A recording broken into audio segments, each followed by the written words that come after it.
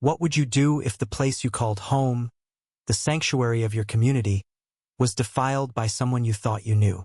In the quiet suburb of Willow Creek, where manicured lawns and friendly waves define the rhythm of life, the community pool was more than just a place to swim. It was the heart of our summers, a haven where kids laughed and neighbors bonded. But that summer, everything changed. One woman's reckless act tore through our fragile peace, exposing secrets, unraveling trust, and leaving scars none of us could have foreseen. It started on a sweltering July morning, the kind where the air shimmered with heat and the cicadas sang louder than reason. The pool was packed, families splashing, teens diving, and retirees lounging with iced tea. I was there with my daughter, Lila, her giggles echoing as she practiced her cannonballs. That's when we noticed it. A strange smell, sharp and chemical, cutting through the chlorine. At first, we thought it was a fluke, maybe a spilled drink or a kid's forgotten snack. But then, Lila pointed to the deep end, her eyes wide. "Mom, what's that?" Floating in the water were clumps of trash soda cans, plastic bags, rotting food scraps, even a broken chair leg. The pool, our pride and joy, looked like a landfill. Gasps rippled through the crowd. Parents yanked their kids out of the water.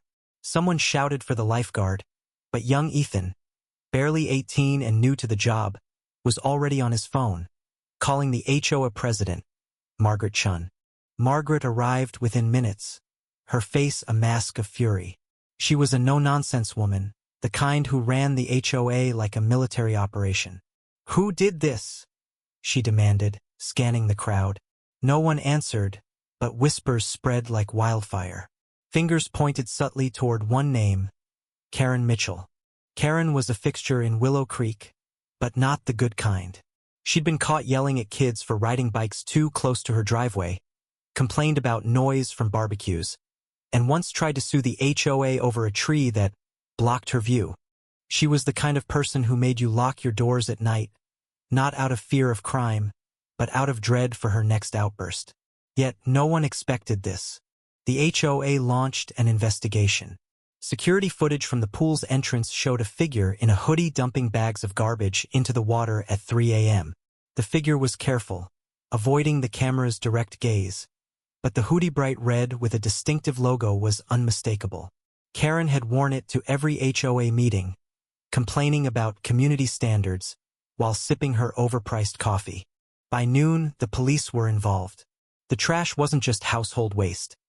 Tests revealed traces of paint thinner and motor oil, toxic enough to shut the pool down for weeks. The cleanup cost was estimated at $50,000, not to mention the health risks to anyone who'd been in the water. The community was livid. Social media exploded with hashtags like Karen the Polluter and Save Willow Creek Pool. But I couldn't shake a nagging feeling. Why would Karen, for all her pettiness, do something so extreme? I got my answer at the next HOA meeting, held in the community center's stuffy auditorium.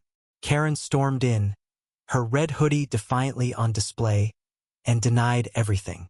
"This is a witch hunt," she shrieked, jabbing a finger at Margaret. "You've always had it out for me." Her husband, Tom, sat quietly beside her, his face pale, avoiding eye contact. That's when I noticed someone new in the back row, a woman in her late 20s, clutching a notebook, her eyes fixed on Karen with an intensity that chilled me. The meeting descended into chaos. Neighbors shouted accusations. Karen screamed back. Margaret, struggling to maintain order, revealed the HOA's decision: a $180,000 fine for damages and a lifetime ban from all HOA facilities. Karen laughed, a bitter, jagged sound. "You can't prove it was me," she spat. But the evidence was ironclad: her hoodie, her car on nearby street cameras, and a neighbor's Ring doorbell catching her hauling trash bags from her garage that night. As Karen's life unraveled, the mysterious woman from the meeting approached me outside. Her name was Sarah, and she was Karen's estranged daughter. She'd moved away years ago, cutting ties after what she called a childhood of manipulation. Sarah's voice trembled as she spoke. "Mom's always been vindictive, but this is not just about the pool.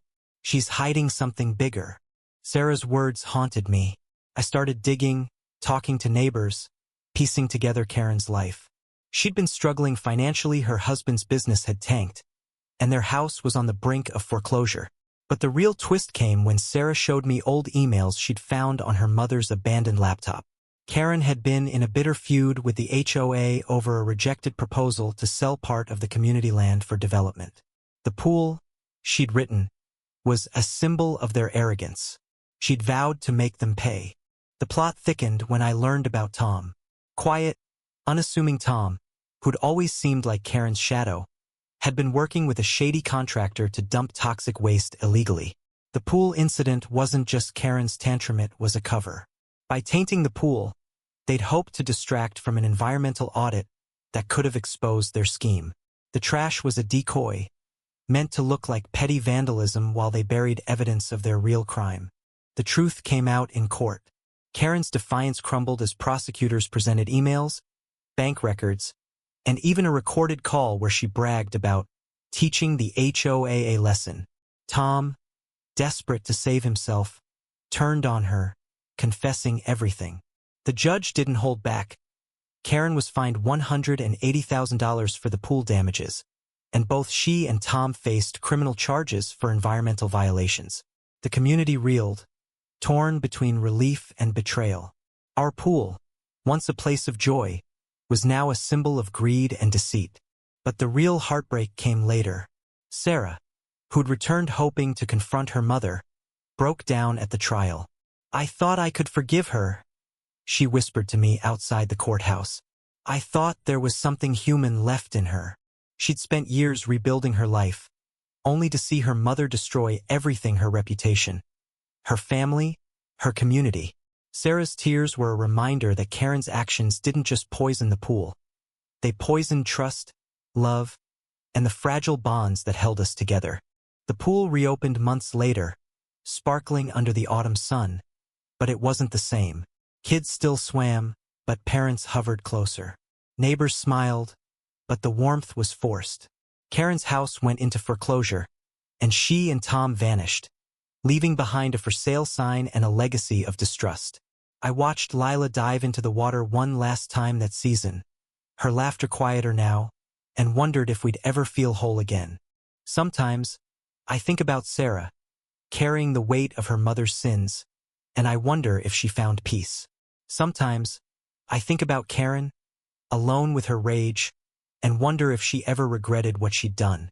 But most of all, I think about our community, how one person's selfishness could fracture something so beautiful, and how we're still trying to heal. ND.